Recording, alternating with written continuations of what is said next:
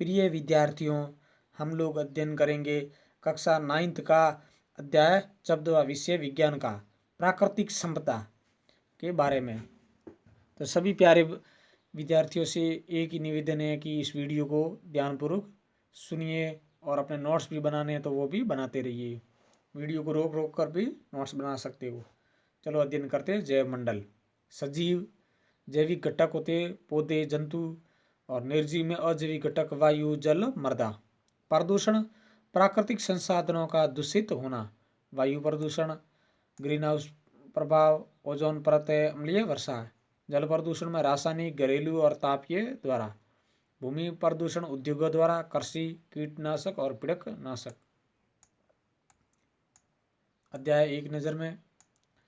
पृथ्वी पर जीवन अनेक कारकों पर निर्भर करता है, जैसे वायु, तापमान, पानी और भोजन। स्थल और जल के ऊपर हवा के असमान गर्म होने से पवनें उत्पन्न होती हैं। जलाशयों से होने वाले जल का वाष्पीकरण तथा संघनन हमें वर्षा प्रदान करती है। वायु द्वारा जल तथा मृदा का प्रदूषण जीवन की गुणवत्ता और जैव विविधताओं को हानि पहुंचाता है। हमें अपने प्राकृतिक संपदाओं को संरक्षित रखने की आवश्यकता है और उन्हें संपूर्णीय रूपों में उपयोग करने की आवश्यकता है। विभिन्न प्रकार के पोषक तत्व चक्रीय रूप से पुनः उपयोग किए जाते हैं, जिसके कारण जैव मंडल के विभिन्न घटकों में नित्य संतुलन स्थापित होता है। पृथ्वी की सभी प्रकार के जीवों की मूल आवश्यकताओं की पूर्ति पृथ्वी की संपदा और सूर्य की ऊर्जा से होती है। वायु, पानी, मृदा, खनिज, प्राणी और पौधे मनुष्य जाति के लिए कई प्रकार से उपयोगी हैं। पृथ्वी पर यह संपदाएं कौन कौन सी हैं? पृथ्वी की सबसे बाहरी परत को स्थलमंडल कहते हैं। पृथ्वी की सतह के लगभग 75% भाग पर पानी है। ये भूमिगत रूप से में भी पाया जाता है। यह समुद्र, नदियों, झीलों, तालाबों आदि के रूप में है। इन सब को मिलाकर जलमंडल कहते हैं। वायु, जो पृथ्वी पर एक कंबल की तरह कार्य करता है, वायुमंडल कहलाता है। बायोस्फीयर, जैव मंडल, जीवन का भरण पोषण करने वाला पृथ्वी का क्षेत्र जहाँ वायुमंडल, जलमंडल और स्थलमंडल एक दूसरे से मिलकर जीवन को संभव बनाते हैं, उसे जैव मंडल कहते हैं। ये दो प्रकार के घटकों से मिलकर बना होता है। एक तो जैविक घटक पौधे और जंतु, और अजैविक घटक हवा, पानी और मिट्टी। बायोस्फीयर जैव मंडल है जिसमें ये जीव मंडल है जिसमें जैविक और अजैविक घटक मिलकर बनाता है। यह वायुमंडल और स्थल मंडल और ये जल मंडल। जीवन की श्वास हवा। वायु कई गैसों जैसे नाइट्रोजन, ऑक्सीजन, कार्बन डाइऑक्साइड और जल वाष्प का मिश्रण है। वायु में नाइट्रोजन 78% और ऑक्सीजन 21% होते हैं। कार्बन डाइऑक्साइड बहुत कम मात्रा में वायु में होती है। हीलियम, नियान, आर्गन और क्रिप्टॉन जैसे उत्कृष्ट गैसें भी अल्प मात्रा में होती हैं। वायुमंडल की भूमिका। वायु ऊष्मा की कुचालक है। वायुमंडल दिन के समय और वर्ष भर पृथ्वी के औसतन तापमान को लगभग नियत रखता है। यह दिन के समय तापमान में अचानक वृद्धि को रोकता है और रात के समय ऊष्मा को बाहरी अंतरिक्ष में जाने की दर को कम करता है, जिससे रात अत्यधिक ठंडी नहीं हो पाती। पृथ्वी की इसी स्थिति की तुलना में चंद्रमा की स्थिति से कीजिए, जहाँ कोई वायुमंडल नहीं है और तापमान -190 डिग्री सेंटीग्रेड से 110 सेंटीग्रेड के बीच रहता है।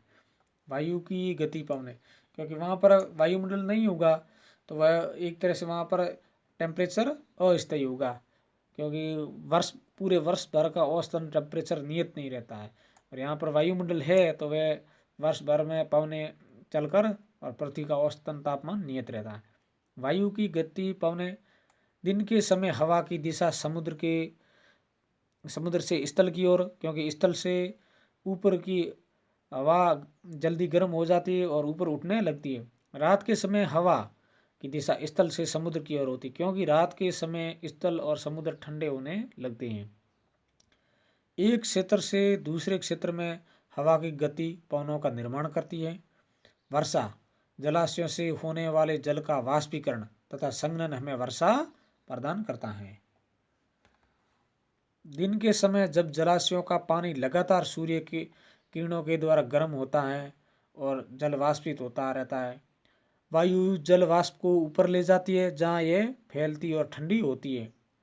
ठंडी होकर जल वाष्प जल की बूंदों के रूप में संघनित हो जाती है।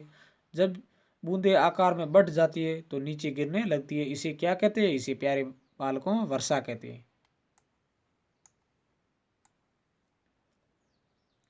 वायु प्रदूषण, एयर पॉल्यूशन, वायु में स्थित हानिकारक पदार्थों की वृद्धि जैसे carbon dioxide, carbon monoxide, sulphur के ऑक्साइड, नाइट्रोजन फ्लोराइड, सीसा, धूल के कण वायु प्रदूषण कहलाता है। इससे मनुष्यों में श्वसन और गुर्दे की बीमारी, उच्च रक्तचाप, आंखों में जलन, कैंसर, पौधों में कम वृद्धि, क्लोरोफिल की गिरावट, पत्तियों पर रंग के धब्बे। अम्लीय वर्षा, एसिड रेन। एसिड रेन मतलब वह वर्षा होती है जो वायुमंडल में स्थित भवन, इमारतों को और जलीय जीवों को, सभी को एक तरह से क्षतिग्रस्त करती है। जीवाश्मी ईंधन जब जलते हैं ये ऑक्सीजन कृत होकर सल्फर डाइऑक्साइड SO2 और नाइट्रोजन डाइऑक्साइड गैसें बनाती हैं। ये गैसें वायुमंडल में मिल जाती है। वर्षा के समय ये गैसें पानी में घुलकर सल्फ्यूरिक अम्ल और नाइट्रिक अम्ल बनाती है जो वर्षा के साथ पृथ्वी पर आता है, जिसे अम्लीय वर्षा कहते हैं। चित्र में सल्फर डाइऑक्साइड और नाइट्रोजन डाइऑक्साइड अम्लीय गैसें हैं। ये वर्षा के साथ जल के साथ में मिलके पानी में घुलकर गैस ये अम्लीय वर्षा बनाते हैं, जिसमें अम्ल निर्मित होता है सल्फ्यूरिक अम्ल और नाइट्रिक अम्ल, जो अम्लीय वर्षा नदी स्मारक को हानि पहुंचाती है। Green house effect, green house प्रभाव। वायुमंडल में कार्बन डाइऑक्साइड, जलवाष्प आदि पृथ्वी से परावर्तित होने वाले अवरक्त किरणों को अवशोषित कर लेते हैं, जिससे वायुमंडल का ताप बढ़ जाता है।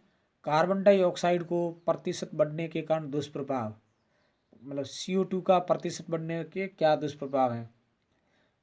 एक नंबर, ग्रीन हाउस प्रभाव बढ़ जाता है, वैश्विक उष्मीकरण होता है, पृथ्वी के औसतन तापमान में वृद्धि होती है, चोटियों पर जमी बर्फ ग्रीन हाउस प्रभाव के कारण वर्ष भर पिघलती रहती है। कार्बन डाइऑक्साइड पृथ्वी को गर्म रखता है, जैसे कि शीशे द्वारा ऊष्मा को रोक लेने के कारण शीशे के अंदर का तापमान बाहर के तापमान से काफ़ी अधिक हो जाता है।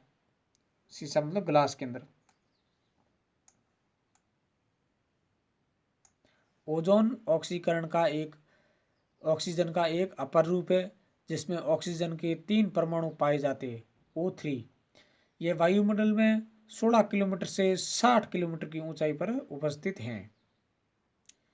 ये सूर्य से आने वाली पराबैंगनी विकिरण को अवशोषित कर लेते हैं। इस प्रकार पृथ्वी पर जीवों के लिए ओजोन परत एक सुरक्षात्मक आवरण के रूप में कार्य करती है।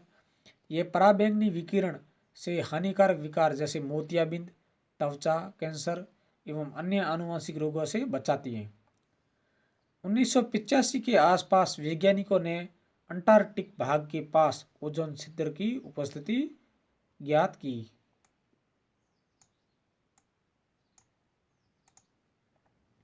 ओजोन परत के ह्रास के कारण, मतलब हम लोग अध्ययन करेंगे ओजोन परत किस प्रकार नष्ट हो रही है, क्या उसके नष्ट होने में क्या कारक सहायक, उनके बारे में हम लोग अध्ययन करेंगे।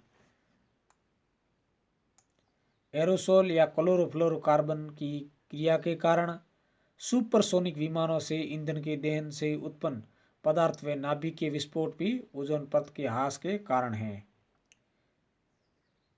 स्मोग, ये वायु प्रदूषण का ही एक प्रकार है, मतलब धुआं एवं धूल के मिश्रण को स्मोग कहते हैं। धुआं और धुंध दोनों मिलते क्या बनाती है? स्मोग।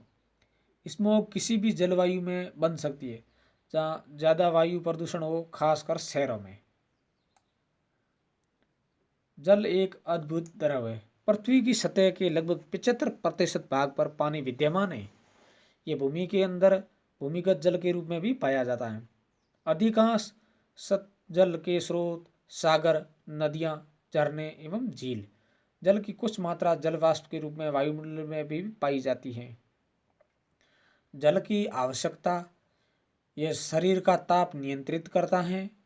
जल मानव शरीर की कोशिका संरचना तथा ऊतकों में भी उपस्थित जीव द्रव्य का महत्वपूर्ण संघटक है। जल जंतु पौधे हेतु आवास का कार्य करता है। सभी कोशिकीय प्रक्रिया जल माध्यम में होती है। जल प्रदूषण, वाटर पॉल्यूशन। जब पानी पीने योग्य नहीं होता तथा पानी को अन्य उपयोग में लाते उसे जल प्रदूषण कहते हैं। जल में अवांछनीय अतिरिक्त पदार्थों का मिश्रण जल प्रदूषण है। कारण, जलाशयों में उद्योगों का कचरा डालना, जलाशयों के नज़दीक कपड़े धोना, जलाशयों के अवांछित पदार्थ डालना, मतलब जलाशयों में, ये इस चित्र में दर्शाया गया है। मृदा, सॉइल, जो ये व्यक्ति खुले जल में भी स्नान करते, कपड़े भी धो रहे हैं और ये फैक्ट्रियों का पदार्थ भी इसमें आके मिल रहा है, तो ये क्या है, एक तरह से वाटर पोल्यूशन है। मृदा, भूमि की ऊपरी सतह पौधों के लिए आवश्यक पोषक तत्वों से भरपूर है। इसमें कार्बनिक पदार्थ एवं वायु प्रचुर मात्रा में उपस्थित होती है। यह सतह मृदा कहलाती है। मिट्टी का निर्माण निम्नलिखित कारक मृदा बनाती हैं। सूर्य, दिन के समय सूर्य चट्टानों को गर्म करता है और वे फैलती है। रात को ठंडी होने से चट्टानें सिकुड़ती है और सिकुड़ने से उसमें दरारें पड़ जाती है। इस प्रकार बड़ी बड़ी चट्टानें छोटे छोटे टुकड़ों में टूट जाती है। पानी, तेजी से बहता पानी भी चट्टानों को तोड़ फोड़ कर टुकड़े टुकड़े कर देता है, जो आपस में टकराकर छोटे छोटे कणों में बदल जाती है, जिनसे मृदा बनती है।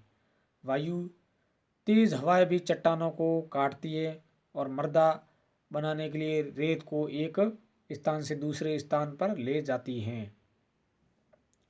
जीवित जीव, लाइकेन और मॉस चट्टानों की सतह पर उगती है और उनको कमजोर बनाकर महीन कणों में बदल देते हैं।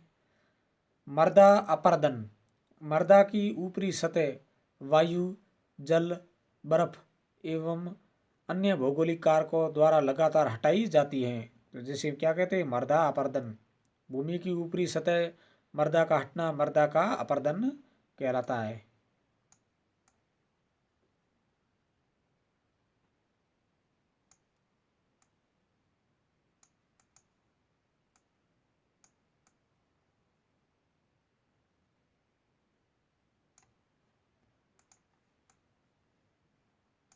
कारण, भूमि को पशुओं द्वारा अधिक मात्रा में चराना, तेज हवाओं तथा पानी की वजह से मिट्टी की ऊपरी सतह का हटना, पेड़ों की कमी होने के कारण भी मिट्टी की ऊपरी परत का हटना, क्योंकि जिस क्षेत्र में वन नहीं होगी तो वह मिट्टी भी क्या है, जल्दी एक उसकी ऊपरी परत वायु के संपर्क में आने पर उड़ जाएगी अन्य कई कारकों से। अर्थात मृदा अपरदन को रोकने में पौधों की भी महत्वपूर्ण भूमिका है। बायोकेमिकल साइकिल्स, जैव रासायनिक चक्रण। जीव मंडल के जैव और अजैव घटकों में लगातार अंतक्रिया होती रहती है। पौधों को carbon, nitrogen, oxygen, phosphorus, sulphur आदि तत्व और इनके खनिज की आवश्यकता होती है। ये खनिज जल, भूमि या वायु से पौधों उत्पादक स्तर में प्रवेश करते और दूसरे स्तरों से होते हुए अपने मुख्य स्रोत में स्थानांतरित होते रहते हैं। इस प्रक्रम को जैव रासायनिक चक्र कहते हैं। जल चक्र, अब जैसे ये भौम जल है, भूजल प्रवाह है, निस्तरण है। यहाँ से ये जल का स्रोत है, जलाशय वाष्पोत्सर्जन द्वारा बादलों में जाती है वाष्प, और फिर पौधों से वाष्प ऊपर जाती है। संघनित होने के बाद में वर्षा का बादल बनता है और सूर्य की किरणों से अब यहाँ पर ये बरसात हो रही है बूंदों के रूप में, और पुनः भौम जल से होता हुआ ऐसे ये प्रोसेस चलता रहता है। वह पूरी प्रक्रिया जिसमें पानी जल वाष्प बनता है और वर्षा के रूप में जमीन पर गिरता है और फिर नदियों के द्वारा समुद्र में पहुंचता है, जल चक्र कहलाता है। महासागरों, समुद्रों, झीलों तथा जलाशयों का जल सूर्य की ऊष्मा के कारण वाष्पित होता रहता है। पौधे मिट्टी से पानी को अवशोषित करते हैं और प्रकाश संश्लेषण की प्रक्रिया के दौरान इस्तेमाल करते हैं। वे वायु में वाष्पोत्सर्जन द्वारा जल मुक्त करते हैं। जंतुओं में श्वसन तथा जंतुओं के शरीर द्वारा वाष्पीकरण की क्रिया से जलवाष्प वातावरण में जाती है। जलाशयों से होने वाले जल का वाष्पीकरण तथा संघनन हमें वर्षा प्रदान करती है। जल जो वर्षा के रूप में जमीन पर गिरता है तुरंत ही समुद्र में नहीं बह जाता, इसमें कुछ जमीन के अंदर चला जाता है और भूजल का भाग बन जाता है। पौधे भूजल का उपयोग बार बार करते और यह प्रक्रिया चलती रहती है। अब है कार्बन चक्र। वायुमंडल में CO2 कार्बनिक यौगिकों में पादपों में, फिर वहाँ से कार्बनिक यौगिक जंतुओं में और पुनः वायुमंडल में कुछ यहाँ से जाती है। और पेट्रोलियम में कार्बनिक यौगिक पेट्रोलियम का निर्माण करते हैं और कुछ कोयला CO2। और कार्बनिक यौगिक जंतुओं में अकार्बनिक कार्बोनेट सल्की। वायुमंडल में से पानी में कार्बोनेट जैसे चूना पत्थर, यह कार्बन का श्वसन तथा विघटन में।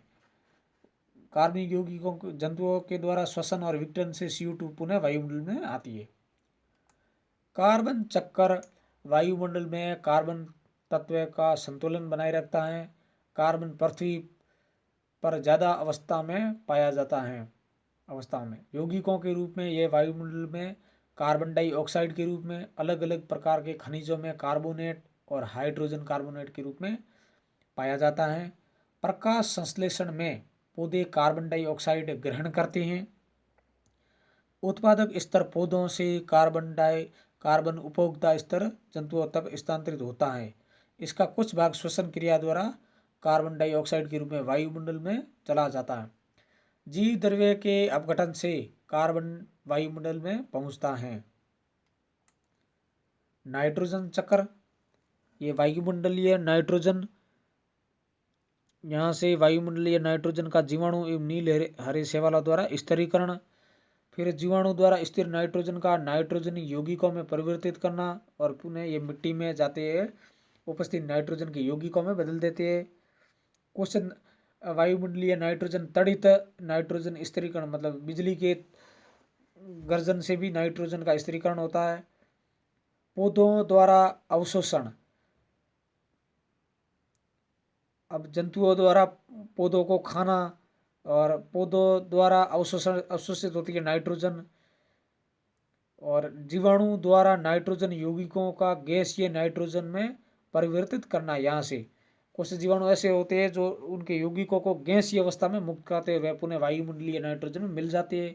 अब पौधों द्वारा जंतुओं द्वारा पौधों को खाना, तो जो पौधे के अंदर नाइट्रोजन होती है तो वे उत्सर्जन एवं जीवों की मृत्यु द्वारा उत्पन्न नाइट्रोजन पुनः मिट्टी में आ जाती है और कुछ नाइट्रोजन पौधों द्वारा अवशोषित हो जाती है। जो उत्सर्जन एवं जीवों की मृत्यु द्वारा उत्पन्न नाइट्रोजन है वह नाइट्रोजन पुनः पौधे अवशोषित करते हैं। इस प्रक्रिया में वायुमंडल की नाइट्रोजन सरल अणुओं के रूप में मृदा और पानी में आ जाती है। ये सरल अणु जटिल अणुओं में बदल जाते हैं और जीवधारियों से फिर सरल अणुओं के रूप में वायुमंडल में वापस चले जाते हैं। इस पूरी प्रक्रिया को नाइट्रोजन चक्र कहते हैं। वायुमंडल का 78% भाग नाइट्रोजन गैस है। प्रोटीन, न्यूक्लिक अम्ल, RNA, DNA, विटामिन का आवश्यक घटक नाइट्रोजन है। पौधे और जंतु वायुमंडलीय नाइट्रोजन को आसानी से ग्रहण नहीं कर सकते, अतः इसका नाइट्रोजन के यौगिकों में बदलना आवश्यक है। नाइट्रोजन का स्थिरीकरण करने वाले बैक्टीरिया जैसे राइजोबियम फलीदार पौधों की जड़ों में मूल ग्रंथिका नामक विशेष संरचनाओं में पाए जाते हैं। वायुमंडल में उपस्थित नाइट्रोजन को नाइट्रोजन के यौगिकों में परिवर्तित करने का प्रक्रम नाइट्रोजन स्थिरीकरण कहलाता है। यह है मूल ग्रंथिका में राइजोबियम दर्शाया गया है।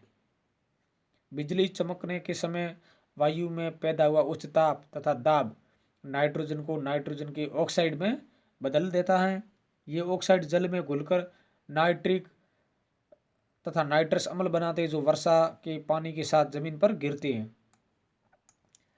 पौधे नाइट्रेटस और नाइट्राइट्स को ग्रहण करते हैं तथा उन्हें अमीनो अम्ल में बदल देते हैं जिनका उपयोग प्रोटीन बनाने में होता है। मतलब पौधे नाइट्रेटस तथा नाइट्राइट्स को ग्रहण करते हैं तथा उन्हें अमीनो अम्ल में बदल देते हैं जिनका उपयोग प्रोटीन बनाने में होता है। नाइट्रोजन चक्र के विभिन्न चरण। अमोनीकरण, ये मृत जैव पदार्थों को अमोनिया में अपघटन करने की प्रक्रिया है। यह क्रिया मिट्टी में रहने वाले सूक्ष्म जीवों या बैक्टीरिया द्वारा होती है। नाइट्रीकरण, अमोनिया को पहले नाइट्राइट और फिर नाइट्रेट में बदलने की प्रक्रिया नाइट्रीकरण है। मतलब नाइट्रीकरण, अमोनिया को पहले नाइट्राइट और फिर नाइट्रेट में बदलने की प्रक्रिया नाइट्रीकरण है। विनाइट्रीकरण, वह प्रक्रम जिसमें भूमि में पाई जाने वाली नाइट्रेट स्वतंत्र रूप नाइट्रोजन गैस में परिवर्तित होते हैं, विनाइट्रीकरण कहलाते हैं। ऑक्सीजन चक्र। अब वायुमंडलीय ऑक्सीजन श्वसन में काम आती है, फिर यहाँ से जल और जल से प्रकाश संश्लेषण द्वारा वायुमंडलीय ऑक्सीजन में निर्मुक्त होती है और प्रकाश संश्लेषण से ग्लूकोज निर्मित होता है। ग्लूकोज में ऑक्सीजन श्वसन क्रिया द्वारा, फिर श्वसन में कार्बन डाइऑक्साइड, उन्हें प्रकाश संश्लेषण में, इस प्रकार ये चक्र चलता रहता है। जीव CO2 को ग्रहण करके ग्लूकोज बनाते हैं और ग्लूकोज श्वसन द्वारा CO2 पुनः कुछ निर्मुक्त होती है और वह पुनः वायुमंडल में आती है। ऑक्सीजन का मुख्य स्रोत वायुमंडल है। यह वायुमंडल में लगभग 21% उपस्थित है। ये पानी में घुले हुए रूप में जलाशयों में उपस्थित है और जलीय जीवों की जीवित रहने में सहायता करती है।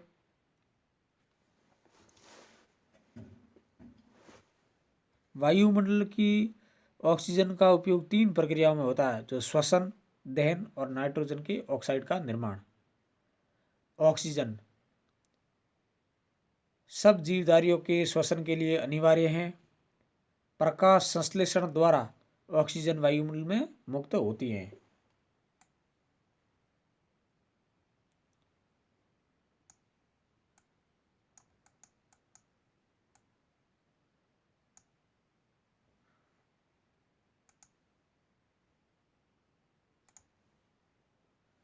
तो प्यारे बच्चों, हमने प्राकृतिक संपदा के बारे में पढ़ लिया। तो सभी विद्यार्थियों से मेरा निवेदन है कि मेरे चैनल को थार क्लासेस बाड़मेर को सब्सक्राइब ज़रूर कर लीजिए, क्योंकि इतना तो आपका भी हक बनता है। वीडियो देखने के बाद में सब्सक्राइब करना ना भूले और बेल आइकन को भी प्रेस कर दीजिए ताकि शिक्षा से जुड़े हुए जो भी वीडियो अपलोड करूं वे आप तक तुरंत ही पहुंच जाए। और वीडियो अच्छा लगा है तो लाइक भी कीजिए और अपने सहपाठियों के साथ में शेयर भी कीजिए ताकि वो भी विज्ञान विषय से संबंधित अध्ययन कर सके और कुछ अपने ज्ञान को बढ़ा सके।